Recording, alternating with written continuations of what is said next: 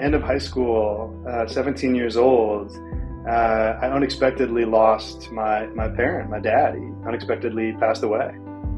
And so all this suffering showed up, and it was big and it was intense. And I remember about a year later just feeling kind of, overwhelmed by it, constantly in it, and not wanting to feel like that. It didn't feel good. And having a sense of, I could run from this, I could hide from this, or I could find a way to turn toward it and go through it. And something in me quivered and said, you got to do that. And I had no idea how to do that. So that kind of put me on a path to figure out how to do it. Welcome to episode 37 of Wisco Legacy. I'm your host, Corey Kundert. If you're new to the show, I talk to inspiring Wisconsinites about their journey through life. We have a great guest today, Chad McGehee. Chad is the first person in major college sports to hold the position he has. He's a director of meditation training for the Wisconsin Badger Athletic Program. His journey to that position, the work he does for the Badger Athletic Program, and the work he does outside of that is fascinating. Stay tuned to hear all about it. If you like this episode, check out our episodes with other Badger sports connections: Alex Erickson, Chris Bono, John Reeder, Jonathan Orr, and John Audius. If you like this podcast, subscribe on YouTube, Apple Podcasts, Spotify, or wherever you get your podcasts. If you do that, it'll automatically send you a link to listen. Finally, follow Wisco Legacy on Facebook, Instagram, Twitter, and LinkedIn. Without further ado, let's dive in to episode 37 with Chad McGehee. I'm Chad McGehee. I'm the director of meditation training at Wisconsin Athletics, and this is my Wisco Legacy. Welcome to Wisco Legacy. I'm your host, Corey Kundert. I'm excited to talk to Chad McGehee today. Chad is the director of meditation training for the Wisconsin Badger Athletic Program. Chad, welcome to Wisco Legacy. Thanks, Corey. Really excited to be here with you. Awesome. So I want to hear about your athletic background a bit. I know you're deeply involved with the athletic program here in Wisconsin. Can you talk a little bit about what you did as an athlete back in the day? Sure. Yeah, back in the day is right. I grew up, I just loved sports, like just whatever, like in the backyard, at the park, in the neighborhood, and played all sorts of sports growing up. And then eventually settled in. The sport that I most enjoyed was soccer. So I played soccer up until college. Played Division III soccer and really enjoyed it. And then started to have kind of other interests in life, and things unfold. But that experience of playing sports definitely continued with me and enjoying sports into adulthood. As a sports fan and going to games and just always being connected, and definitely kind of set the stage for some of the work that I'm doing now. Yeah, what drew you to soccer specifically?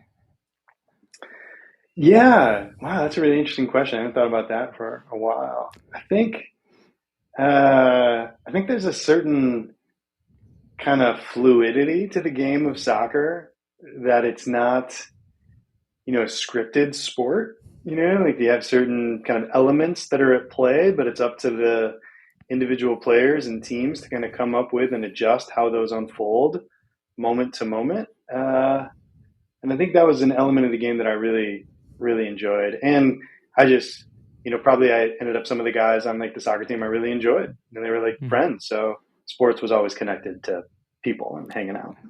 Yeah, that certainly helps a lot. I was a 3-sport athlete growing up. I wrestled and played football and baseball. And when I think of the work that you do now, I really think any youth athlete would benefit a lot. And as you progress and become a higher level athlete, that meditation and mindfulness training would certainly help. I know, especially in wrestling for me, it's a one-on-one sport. You're out there by yourself. And there's a lot of mental aspects to it with cutting weight and all that too. So, I definitely would have benefited greatly from mental health or mental performance training.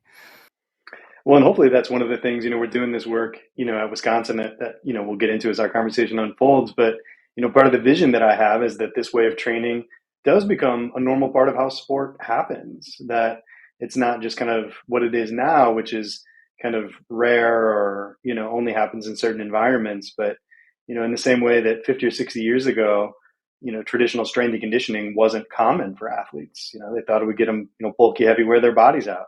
And now, of course, that's every level of the sport has, strength and conditioning embedded. And, I think this sort of work is really just strength and conditioning for the mind.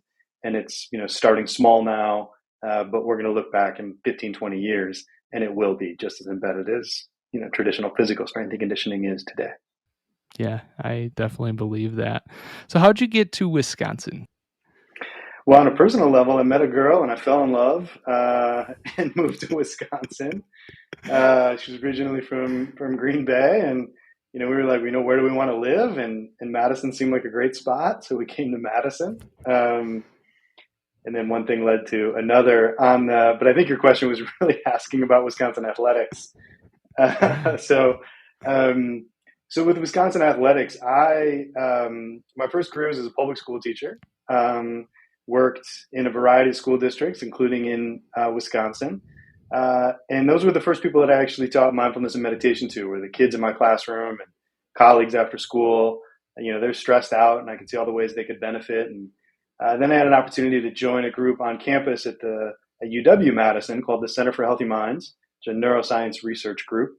And so for me, that was just an unbelievable opportunity. I was basically, a staff salaried meditation teacher.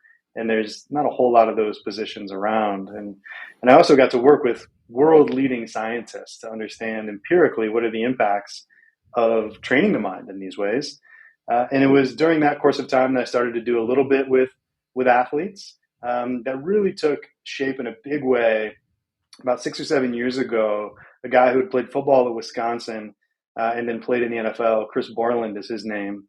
After retiring from the NFL, he wanted to do something to benefit guys who had played the game. Long story short, we met, we came up with this idea, and we did an 8-week mindfulness-based training for a group of retired NFL guys. We didn't know what would happen. Would they say, like, this is a bunch of hippy-dippy, woo-woo, I played in the league, what are you talking about, man? But that's not what they experienced. What they experienced was that it was beneficial, that it was rigorous, and that it supported them now at this stage in their life. And they also kind of reflected, kind of like what we were just talking about a moment ago, had they had access to this when they were younger, how much it would have helped. So some of those guys were on staff at Wisconsin in the athletic department, including the then head strength coach for football. And they started to say, hey, you want to come in and start to share. Another person that was a part of that training was Chris McIntosh, who's now the AD for Wisconsin. And so they were curious, how could it benefit folks? So we just started to pilot, and over a number of years, there was a lot of benefit happening, and ultimately resulted in this position that I have, this first of its kind position of director of meditation training. Yeah, first of its kind in major college sports. How does that feel to be in that position? Thrilling, at times overwhelming. It feels like I have a lot of opportunities to be really creative. It feels like there's a lot of opportunity for learning personally and collaboratively, and it feels like we're just getting started. Mm-hmm. Yeah, you're kind of laying that framework for what it can be like, which is really exciting. So, where did that passion for mindfulness and meditation come from? Yeah, so for me, it's very very personal. It started when I was end of high school, 17 years old. I unexpectedly lost my parent, my dad. He unexpectedly passed away.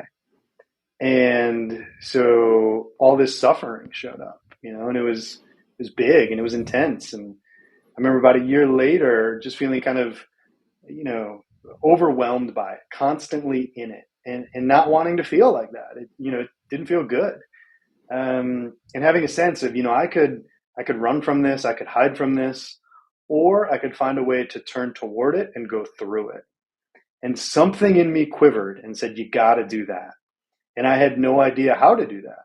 So that kind of put me on a path to figure out how to do it. And so I went off to college, and I wasn't, reading books to get good grades. I was reading books to answer this question of, like, what are the causes of suffering, and how does one, find the path that can relieve suffering? And it was ultimately when I kind of encountered mindfulness and meditation that I felt like I had both found a path that had kind of the day-to-day practices that I could do to work with that, but also like the framework and vision to be able to handle that. And then long after that suffering changed, these practices continued to be a huge support for me in my life. And I never thought I'd teach anybody anything about this stuff. I thought it'd just be for me, doing my thing, helping me navigate, the conditions of my life. And, and then, as I mentioned, eventually, I felt like, these kids that I was with, these teachers that I was with, and the school I was at, I felt like I had to try to start to share it with others. Mm-hmm. And that's an important piece, is you were a K to 12 educator, right? When you started doing that? Yep. Yep. Yeah. Yeah. That the mental health aspect of being in a school, especially nowadays, with navigating COVID over the last few years, but the mental health crisis per se has been pretty high. So kudos to you for taking that on, and it's definitely led you on an incredible path. I just feel very fortunate that I've had the opportunities and, hopefully taken advantage of the ones that came my way and, plan to continue to do so. Yeah. So in your position, it sounds like you work with student athletes, but you also have an opportunity to work with coaches and staff. Is that correct? Yep, absolutely.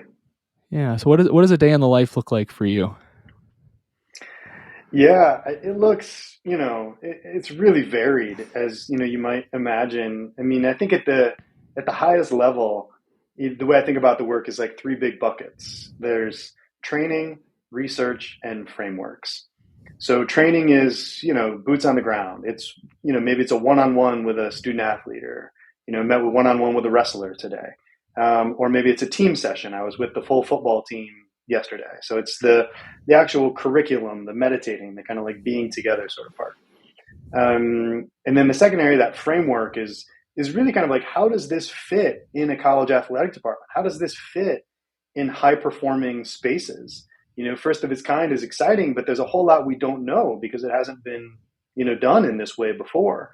So I get to spend a lot of time with colleagues like clinical sports psychology and sports medicine, strength and conditioning, and the sport coaches to figure out how this fits.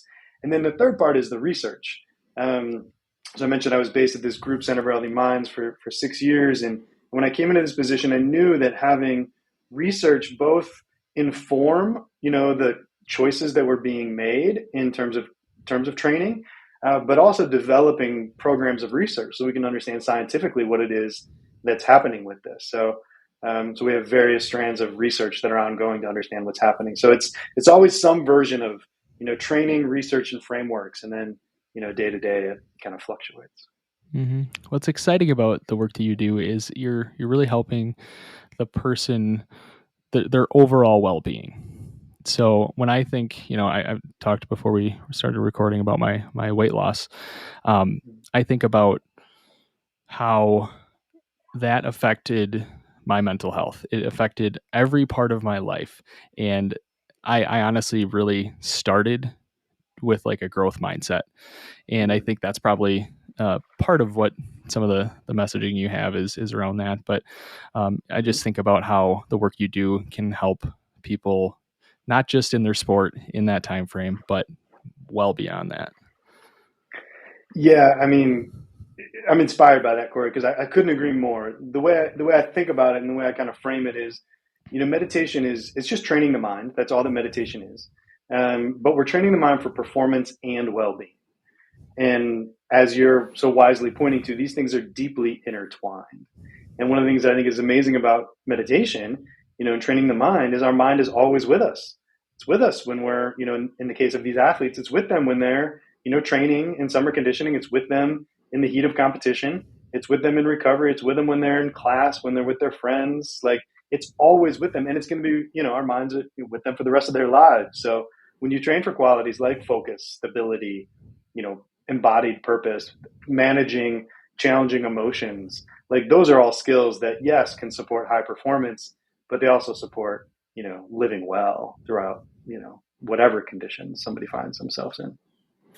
Yeah, it sounds like you do a bit of some individual coaching type work, and then you do some team, like full team or partial team work. I know there's a mix of individual sports and team sports within the Badger Athletic Program. Can you talk about uh, working with those individuals versus teams, and how that works for you? Yeah, and so to me that's one of the things that the I was also curious the answer to that question. So that's what kind of first brought me into some of these sport environments, and really part of what made me want to kind of join full time and is continuing to answer that question, because I feel like we know some things now about how to do that well, but there's so much more that we're still learning. But a couple of things kind of off the top. Like, one, I think it's a really bad idea to make people meditate. I think it's a really good idea to expose people to what meditation is and how it can be beneficial for them. So a team level is really good for that, right? Like, the strength coach says, all right, Chad, you've got the last 15 minutes of lift, these next couple of weeks on Mondays, so that you can kind of bring your training in. And so that way everyone on the team starts to get a sense of what it is, experience some of the benefits, then they start to integrate it in their own ways. And for those that want to take a bit of a deeper dive, they can, right? They can reach out and we can do that. So another thing that comes up when you ask that question about like kind of individual team sort of settings is the sort of mental demands that are required in an individual sport and are different than what are required for a team sport, or even the demands that are required for an individual sport like wrestling are different than the demands of an individual sport like golf. So being able to kind of understand what are those conditions in one's mind that allow them to perform well at those different stages, and then not leaving those conditions to chance, training for those kind of at different ways, continues to be, an exciting ongoing learning opportunity. Yeah, a good challenge, I'm sure. Absolutely. The culture of success that the Wisconsin Badgers have. We're coming off a NCAA title for women's volleyball. Football and basketball are always successful. We've got a lot of other sports that are very successful. Can you talk about how what you're doing can continue that culture of success and even expand beyond that? Yeah, I do think, the fact that this is a first of its kind position, it couldn't have just happened anywhere. There were certain conditions that had to be there for it to happen. And some of it had to do with some of these qualities that I think you're pointing to in like the culture of success at a place like Wisconsin athletics. And I think some of those things are at a place like Wisconsin, it's not, except for some of the programs, volleyball is kind of turning into like a blue blood sort of program. But, most of the programs are very much like developmental programs, like the kids are very, talented kids, but they're not, the top recruits typically, right? Like they're very good. And then they develop at Wisconsin. And I think that development attitude, that growth mindset orientation very much is in line with the sort of training that I'm interested in doing. Like if we think about that strength conditioning for the mind, in the same way that you don't just go to the gym once a week and say like, sweet, I'm fit, I'm ready to perform at the highest level. You don't, train your mind, every once in a while and say, sweet, I got it now. So that kind of like, fractional advantages stacking up, 1% better every day is kind of how Wisconsin athletics operates. And so that ethos fits really well with the sort of training that I'm interested in doing. And then the other thing that I think of Wisconsin athletics does really well is there's a fundamental belief that the student athletes in the athletic department are in fact student athletes. That yes, we can perform at really high levels athletically, and we can perform at really high levels academically. And so I think that allows one to say that you're not just, some robot who goes out there and plays sports. Like you're a full human, and all of that should be supported, which very much lines up with this sort of training as well. Absolutely. I was doing some brainstorming earlier today, and when I think of the success of a student athlete, I think of athletic performance. So thinking strength and cardio type stuff, the academic performance, sport specific performance, because I know all sports are very different, and then the mental performance side of things that you're bringing in. So combining all those in my thought process is that's how we get a successful student athlete. And I'm glad that Wisconsin is investing in that mental performance side. When I talked to Chris Bono, he was episode 2 of this podcast. So back in the fall, just before wrestling season, he was talking. I asked him about some of the benefits that people don't necessarily talk about. And this is one of the benefits that should have more reach when it comes to recruiting and bringing student athletes in. Is this something that coaches are putting the message out about? For me, it's really important to understand, a first of its kind position is going to take its time to get the word out, right? And so patience is really important. And that is starting to happen. So Chris Bono's a really good example of how that starts to happen. So in the wrestling program, he was interested when the position came on board, and John Reeder, who you've also had on, assistant coach, interested. So we did a little bit kind of at a team level, and then some guys started to follow up, right? And then COVID happens and major disruption, and then we kind of pick it back up, and they started to notice that some of the guys in their program who were doing this training with me, their performance really started to ratchet up. And then so coaches get more interested, right? As that starts to happen, they're seeing the benefits. And then they start to see, oh, this is a differentiator. If they want those top recruits to come, you have to show them what it is that differentiates your program from others. And, our programs have so many things that differentiate, from world-class coaches. And, we have, at Wisconsin, we have what's called Forward 360. It's kind of this holistic approach to supporting student athletes. So that's, everything from performance nutrition to strength and conditioning, clinical sports psychology, and services like meditation training. And so I think there are coaches who are starting to bring that more into their recruiting. So I've met with a bunch of wrestling recruits, and football recruits, and volleyball recruits. And, some of it's, tailored to their specific needs, like some, kids are going to be more interested than others. But I do think as the work moves forward, that's going to become a more standard part of the recruiting process. That's really exciting. So is there a roadmap to add more staff and build out a bigger team for this? Yeah, absolutely. Like, I think that's, part of, we were talking earlier about like the model of traditional strength and conditioning being a potential roadmap for where this work goes.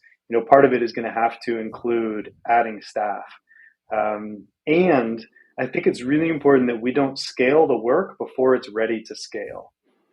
And so I think there's things we need to tend to. So some of that is, like the research base. We need to make sure that we've got, ongoing and solid research. So some of the way this work grows is some of the resources go to supporting research efforts. But then also staff, absolutely. Like we need to, be able to have other staff who can work with teams, work with individuals, kind of continue to grow this work. Because right now as a department of one, there's always going to be bandwidth issues to kind of meet the demand that is there. Absolutely. So you talked about scientific research. It sounds like you're publishing something within the next, I don't know how many months, but I doing some research. I saw something about that. Can you elaborate a bit? Yeah, for sure. So we've got some really cool research findings that we're going to be publishing here in the next couple of months. This is in collaboration with Dr. Drew Watson in the sports medicine department. And kind of what we're going to be looking at is there seems to be a relationship between mindfulness practice and risk of injury goes down, which is really good. We see mindfulness training also supports sleep, also supports performance, supports recovery.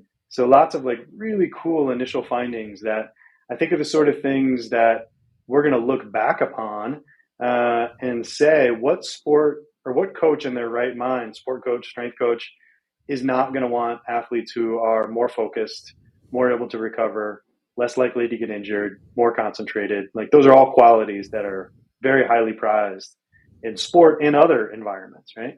And so I think as those findings come out, it'll continue to generate more interest in the work too. Yeah, absolutely. That's really cool. Is there anything else you want to talk about as far as the athletic work that you're doing right now? Otherwise, we talk about some of the other work that you've got experience with. I mean, I could talk about all of it all day. So I'll let you take the conversation where it makes most sense for you. Sounds good. So on top of the work that you do with the Wisconsin Badger Athletic Program, you also have Inner Edge meditation, and through there you've worked with FBI, law enforcement, teachers. Can you talk about what you do with that with InterEdge? Sure. So created InterEdge to be able to continue to work with a wide range of populations. And that work has taken shape in a bunch of different ways. Like you say, like sometimes it's, keynotes for, corporations who are interested in how can they bring this sort of training into their environments, to ongoing trainings with, individuals or other groups that are high performers. And then the work with the FBI has, taken off as well. So when I was at the Center for Healthy Minds, one of the groups that I spent a lot of time training with was with law enforcement. Local law enforcement in Dane County and state level law enforcement. We published lots of cool research there. Things like we see reductions for these officers after 8 weeks of training. We see reductions of perceived stress.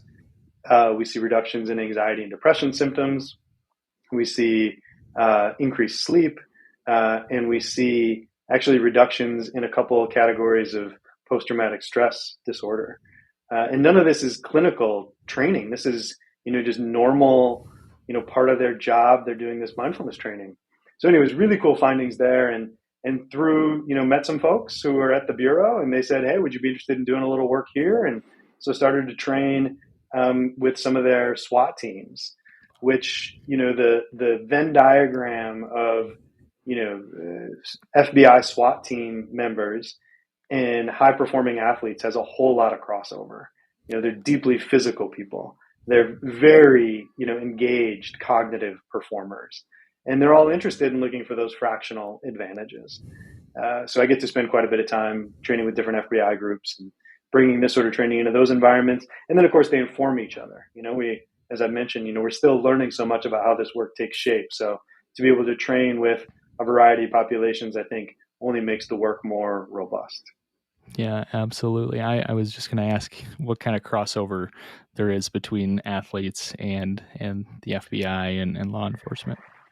Yeah, I mean, like there's a lot, but the first one that comes to mind was I remember talking to a senior team leader for a SWAT team, and he said for them, they go into high intensity, lethal, no fail environments, and they're expected to bat 1,000.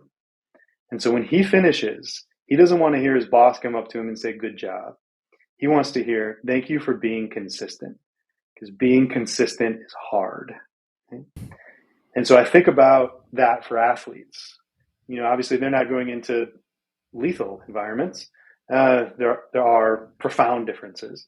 And they're going into these high intensity environments where, batting as close to 1,000 as you can metaphorically is really, really important. And the same thing, that consistency is the sort of thing that yields those sort of results. Consistency, like you're pointing to earlier, in the physical training as well as in the mental training. So I think that sort of crossover is, very much in line with those two disciplines. Yeah, that makes a lot of sense. Awesome. And I know you work for some corporations too, with some of the work that you're doing. Is that correct? Yeah, we've done some corporate work, which has been really, really fun work. And there it's taken shape a couple different ways. Like some of it is, executive coaching for, these high performers, who again are trying to maximize not only their potential, but their ability to lead from both of these sources for performance and well-being. And so we've done some work with executives, keynotes at different events to kind of bring this work forward, in training. So I think that's an exciting way to, kind of continue to grow the work. And, some of it, is in line with, this Wisconsin idea that comes from the university that, we have, typically in research environments, the average time from, something getting published, a training or an intervention getting published, to it actually impacting people in the real world, it's like 7 to 10 years. That's a long time, and that's too long of a time. And so I feel like a lot of what we're doing with InterEdge is speeding that process up, is kind of taking these insights of what we know scientifically and getting into people's hands who can affect change, who can, make this a priority in their environments, who can provide resources to employees, who can also be kind of the change they're looking for in their environments. There's a friend of mine who says in education, the teacher's nervous system is the intervention. So I think about like the leader's nervous system, that's the intervention, that's the training. So if we have leaders, whether they're teachers or law enforcement or executives in a corporation or sport coaches, who if their nervous systems are balanced, focused, resilient, well then what are we going to see in their teams that they're leading? We're going to see balance, focus, and resilience. So I think it's a way to kind of bring this impact to influential folks who can really impact many, many more people. That's really exciting. And like you said earlier, the ability to kind of cross work across athletics, corporations, law enforcement, education gives you an opportunity to learn throughout this entire process and really help you build that framework at for the Wisconsin athletic program. So that's really exciting. If somebody wants to work with Inner Edge Meditation, how do they get a hold of you? Sure. inneredgemeditation.com. Easiest way to do that, and reach out that way. And you can connect via social there too, or, Chad McGehee on any of the social platforms that folks like to. Sounds good. I want to swing back to the Badger Athletic Program quickly.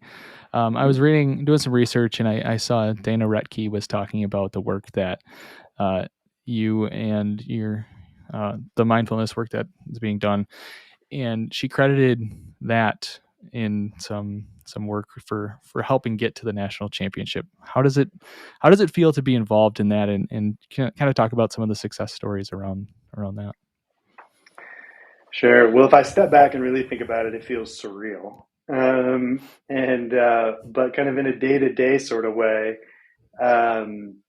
volleyball has been a really fascinating team to work with. I think the head coach for Wisconsin volleyball, Kelly Sheffield, is a rare talent in many ways, including his willingness to kind of reach out to people outside the program to what he can do to support his athletes, including the sort of training that I provide. But one of the things that happened with our volleyball program, who's now been at it for like 3 or 4 years, this has been bedded into their training, was this past season. Obviously, they go on their national championship run, and it's the national championship match, fifth set against their storied rival, Nebraska. And they thought they had won the national championship, right? Like, scored the point, on the ground, hugging, celebrating, and then the whistle comes, right?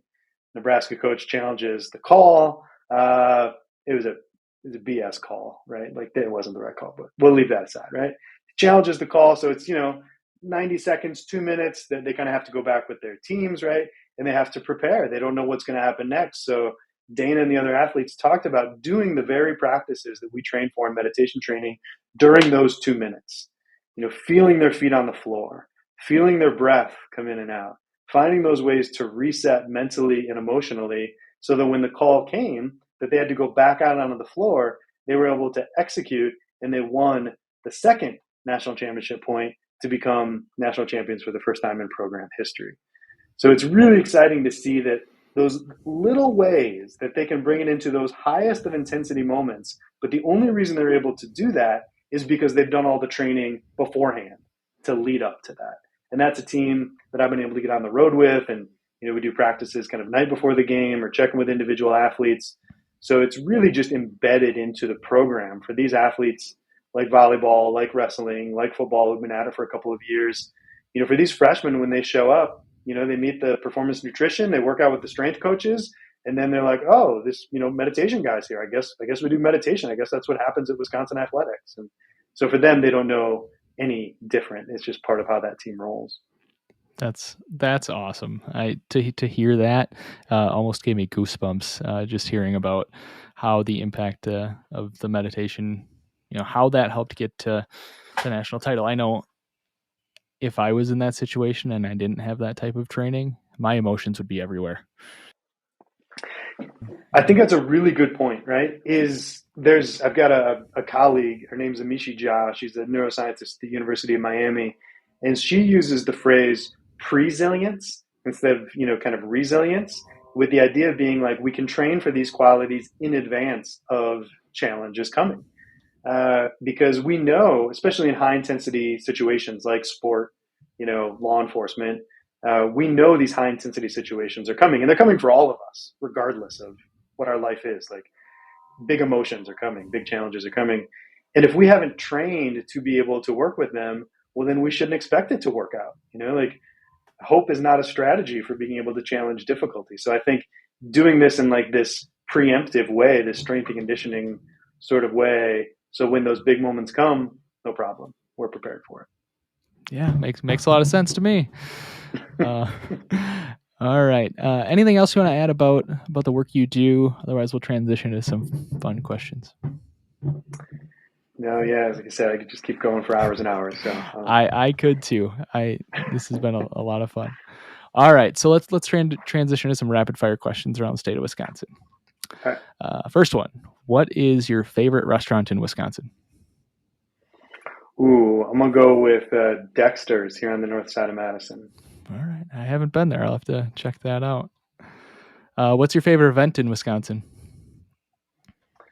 Oh, I mean, besides like Badger games, which I feel like I'm contractually obliged to say, um, honestly, the first thing that comes to mind is East Side Little League. I'm a dad, so just being able to like see our son play, and like those are my favorite events in Wisconsin. Yeah, that's the best. My oldest daughter is 3, and I'm starting to play Mm-hmm. softball in the backyard. It's the best. So fun. Yeah. Last rapid fire question for you. Where's your favorite place to hang out in Wisconsin? Mm. Like two things come to mind. One is at the pool at my in-laws' house up in Green Bay, super relaxing. And the second is a little bit further north. Any opportunity to get up to Door County always feels fantastic. I went last summer for the first time, and it was a blast. So, planning another trip here soon. Mm-hmm. All right, 2 more questions till we wrap up here. So, Sure. how has Wisconsin helped shape you into who you are today? Yeah, I mean, so I don't want this interview to go like too far south. We're getting towards the end. Like full cards on the table. Like I'm a fib. Like born and raised. I had Um, John Audius on here, who's from okay. Minnesota too. Yeah. So, yeah, Yeah. You've navigated these waters. yeah. Um, but like, I think, kind of in pretty unexpected ways. I mean, one, like the woman that I fell in love with is from Wisconsin, and marrying her changed my life. And then the second is, uh, that I had the opportunity to work for 6 years at a place like the Center for Healthy Minds. And I have an opportunity to do this work as director of meditation training at Wisconsin Athletics. Had you told me that, 12, 13, 14 years ago, I would have said, it's just not in the cards, man. That's not how the world works. Yet these places that are these unbelievable institutions have become part of who I am and changed the trajectory of my life forever. Yeah, I want to ask another question about that. So, when you reflect back on the journey that's taken you to where you are, how what lessons do you learn through that? Did you learn through that? The one that really kind of comes to mind right away is be patient, like kind of trust the process sort of thing, like trust your path. And then when the opportunities come, hit a home run. I like that. I like that. Awesome. All right, one final question here for you, Chad. When all is said and done, what kind of legacy do you want to leave behind? I'd say I would want people to say that their lives were better off because we got to interact with each other. Whether that was they felt heard and seen in a conversation, that their input mattered in a meeting, that I took it seriously. Maybe the meditation stuff helped them. Whatever that is, but that that my wake involves people, being a little bit better off. That's a great legacy goal to have, and through the work that you're doing, I know you're making an impact, not only on the Badger Athletic Program, but each one of those individual people you have a chance to touch, whether it's through the work you're doing with Inner Edge, whether it's those athletes who are learning things that they're going to utilize down the road. I mean, people can take what they learn through that and use that throughout their life. That can be passed down to their children, and it has a ripple effect. And so I'm just so excited that you're in this position and making this impact with the Badger Athletic Program. Well, thank you for those kind words. And yeah, I mean, I love that vision, right? That like these people kind of do the work, they benefit, and then they continue to pass it on to others.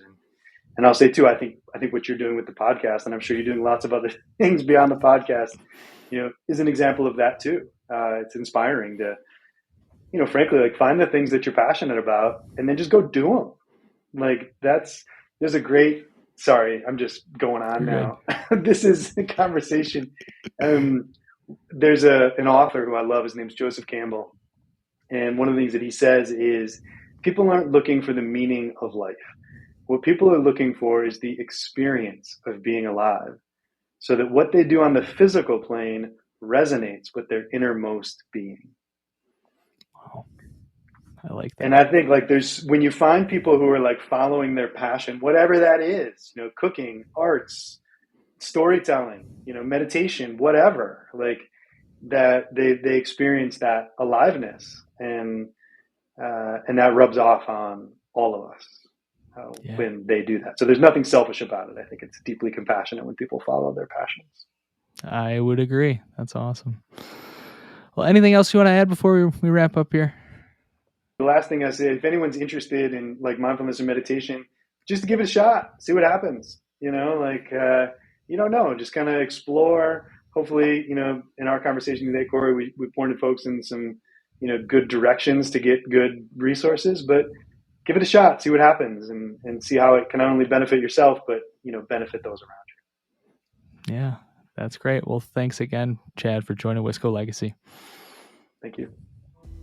I learned so much from Chad's journey. The work he does in mindfulness and meditation is truly making an impact for the Badger Athletic programs. I can't wait to see him continue to build upon the framework he's establishing. Thank you, Chad, for joining Wisco Legacy and sharing your journey. Don't forget, if you liked this episode, check out our episodes with other Badger sports connections: Alex Erickson, Chris Bono, John Reeder, Jonathan Orr, and John Audius. And follow us on social media. Thanks again for tuning in to Wisco Legacy.